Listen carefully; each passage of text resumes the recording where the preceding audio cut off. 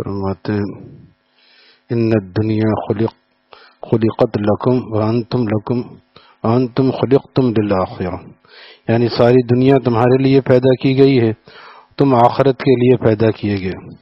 حضرت سعدی شیرازی رحمۃ اللہ تعالی فرماتے ہیں کہ بادل، ہوائیں، چاند، سورج تیری خدمت میں لگے ہوئے ہیں تاکہ جب تو روٹی ہاتھ میں لے تو غفلت سے نہ کھائے۔ سارا جہاں تیرا مطیع و فرما بردار بنایا گیا ہے، تو سخت ظلم ہے کہ ایسے محسن و مالک کی تو فرما برداری نہ کرے۔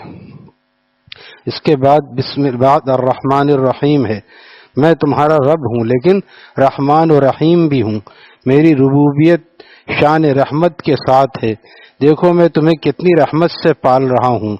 ایک بڑھئی ذرا سا چاقو بناتا ہے تو پہلے لوہے کو آگ میں ڈالتا ہے، پھر ہتھوڑے مارتا ہے۔ بتاؤ جب میں نے تم کو بنایا تو ماں کے پیٹ میں کتنے ہتھوڑے لگائے اور کس آگ میں جلایا۔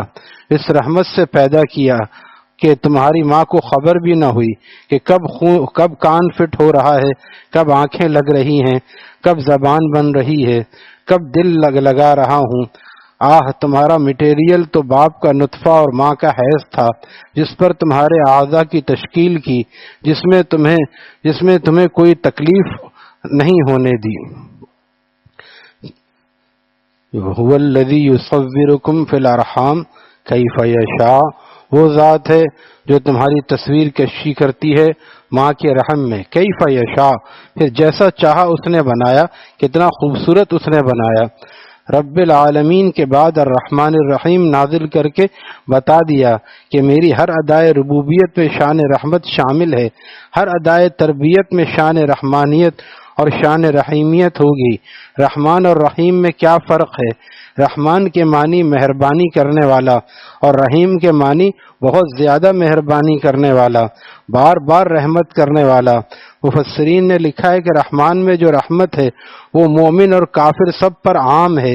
اسی صفت رحمانیت کے صدقے میں دنیا میں کافر بھی رزق پا رہا ہے۔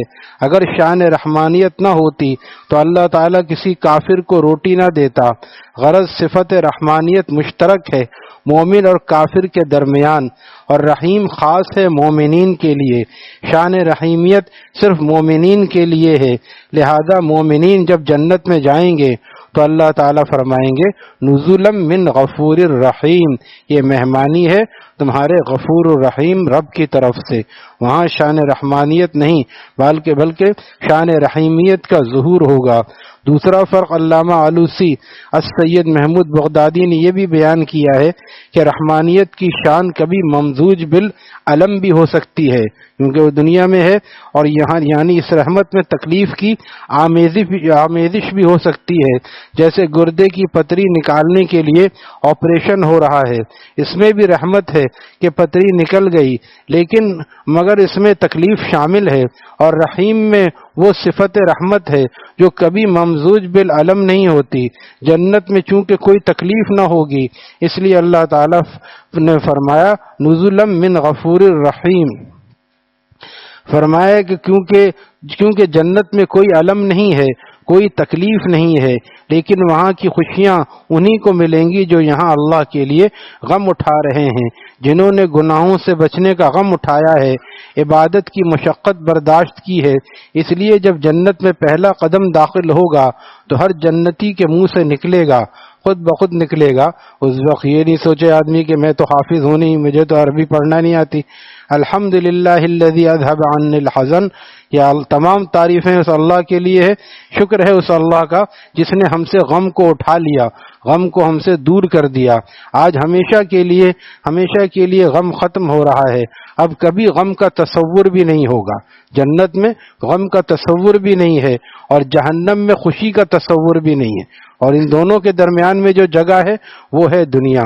تو علامہ آلوسی نے تفسیر روح المعانی میں یہی دعا مانگی ہے کہ اللہ تعالی ہمیں اپنی شان رحیمیت کا مظہر بنائے، اپنی وہ شان رحمت دے جو کبھی ممزوج بالعلم نہیں ہوتی، یعنی اے اللہ اپنی شان رحیمیت کے صدقے میں ہمیشہ ہم کو عافیت سے رکھیے، کوئی تکلیف نہ ہونے دیجیے۔ مالکی یوم الدین میں بتا دیا کہ میں قیامت کے دن تابع قوانین نہیں ہوں گا، قیامت کے دن کا مالک ہوں گا، رحمان اور رحیم بھی ہوں اور ساتھ ساتھ قیامت کے دن کا مالک بھی ہوں۔ اس دن میری حیثیت قاضی اور جج کی نہیں ہوگی، مالک کی ہوگی۔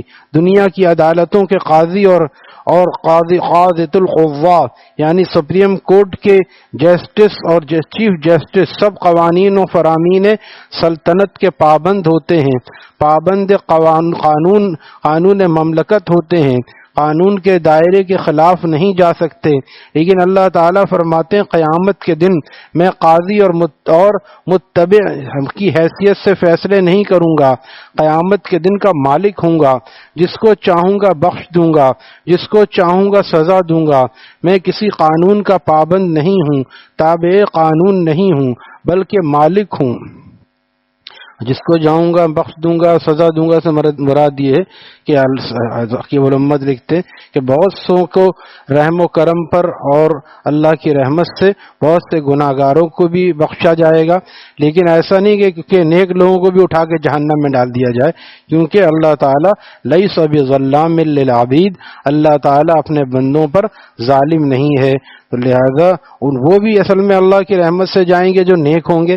لیکن بعض نیک نہ ہونے کے باوجود بھی ان کا کوئی عمل جن کا کوئی عمل پسند آ گیا ہو تو ان کو بھی اللہ تعالیٰ اس قانون سے بالا تر کر کے، ورنہ تو ایک نماز چھوڑنے کا اتنا گناہ ہے، زکوٰۃ نہ دینے کا اتنا گناہ ہے، ہر گناہ اتنے بڑے بڑے ہیں کہ جس کے لیے برسوں نہیں بلکہ صدیوں جہنم میں رہنا پڑ سکتا ہے۔ جیسا کہ ایک حقبہ لکھا ہے، ایک حقبہ کتنے کا ہے؟ فرماتے ہیں 80 سال جہنم کا ہے، اور جہنم کے 80 سال کو اگر دنیا سے لگایا جائے تو 2,88,00,000 سال بنتے ہیں۔ لیکن الا من رحم ربی، مگر کسی پر اللہ تعالیٰ رحم فرما دے، یا الا من تابا، بندہ یہیں پر توبہ کر کے قضائے عمری نماز وغیرہ پڑھ لے اور سچی توبہ کر لے تو اللہ تعالیٰ سب گناہوں کو یہیں پر معاف فرما دیتے ہیں۔ تو بخشش کے لیے بس ایمان شرط ہے۔ اگر قانون کی روح سے کوئی بخشش نہیں پا رہا تو جس کو چاہوں گا اپنے مراحم خسروانہ سے اپنے شاہی رحم سے بخش دوں گا۔ شاہ ولی اللہ رحم اللہ تعالیٰ کے صاحبزادے شاہ عبد القادر تفسیر موضح القرآن کے مصنف لکھتے ہیں کہ اللہ تعالیٰ نے عرش اعظم کے سامنے لکھوایا ہوا ہے، سبقت رحمتی غضبی، میری رحمت اور میرے غصے میں دوڑ ہوئی تو میری رحمت غصے سے آگے بڑھ گئی۔ شاہ صاحب لکھتے ہیں کہ اللہ تعالیٰ نے یہ از قبیل مراحم خسروانہ یعنی شاہی رحم کے طور پر لکھایا ہے تاکہ جو بندے قانون کی روح سے مغفرت نہ پا سکیں میں ان کو اپنی شاہی رحم سے معاف کر دوں گا۔ اور جس طرح اخباروں میں آپ پڑھتے ہیں کہ سزائے موت کے مجرم نے سپریم کورٹ سے مایوس ہو کر شاہ سے رحم کی اپیل کر دی، بادشاہ کو قانوناً اختیار ہوتا ہے جس کو چاہے معاف کر دے، لیکن دنیا کے بادشاہ معاف کرنے میں بھی پابند قوانین ہوتے ہیں، مگر اللہ تعالی نے مالک یوم الدین فرما کر بتا دیا کہ میں قیامت کے دن کا مالک ہوں گا، قوانین کا پابند نہیں ہوں گا، جس کو چاہوں گا سزا دوں گا، جس کو چاہوں گا اپنے مراحم خسروانہ سے شاہی رحم سے معاف کر دوں گا۔ اس لیے اس بھروسے پر نہیں رہنا چاہیے کہ معافی تو ہوگی، لیکن اگر کسی پر قانون کا معاملہ ہو گیا تو ظلم تو نہیں ہوگا، قانون پہ بھی معاملہ ہو سکتا ہے، قانون پہ معاملہ ہو گیا تو کسی ایک گناہ کی سزا میں بھی برسوں نہیں صدیوں رہنا پڑ سکتا ہے۔ اس لیے اپنے فرائض و واجبات کو آدمی پورا رکھے اور گناہ سے بچنے کی فکر کرے، ساتھ ساتھ اللہ تعالیٰ کی رحمت سے اچھی امید رکھے کہ اللہ تعالیٰ ضرور وہاں رحم و کرم کا معاملہ فرمائیں گے، کیونکہ خود حدیث قدسی میں اللہ تعالیٰ نے فرما دیا، اللہ کے محبوب نے فرمایا کہ اللہ تعالیٰ یوں فرماتے ہیں انا عند ظن عبدی بی، میں وہی معاملہ کرتا ہوں بندے کے ساتھ جو مجھ سے وہ گمان رکھتا ہے۔ تو اعمال بھی اچھے ہوں، امید بھی اچھی ہو۔ آج معاملہ دونوں میں افراط و تفریط ہے، جو اعمال اچھے نہیں کرتے ان کو امید بہت اچھی ہے، یہ امید نہیں، یہ خواہش ہے اور ہوائے نفس ہے، اور جو اعمال کرتے ہیں وہ باتیں کہتے ہیں نہیں ہم تو ہیں ہی جہنمی، یہ بات بھی ٹھیک نہیں ہے، بلکہ یہ کہنا چاہیے ہمارے اعمال تو جہنم کے قابل ہیں، لیکن اللہ تعالیٰ کی رحمت سے امید ہے کہ اللہ تعالیٰ ہمیں محروم نہیں فرمائیں گے اور ہمیں عذاب نہیں دیں گے، اللہ تعالیٰ کی رحمت سے امید ہے۔ اللہ تعالیٰ ہم سب کو ہماری امیدوں کے مجھ سے بڑھ کر عطا فرمائے۔ الحمدللہ رب العالمین۔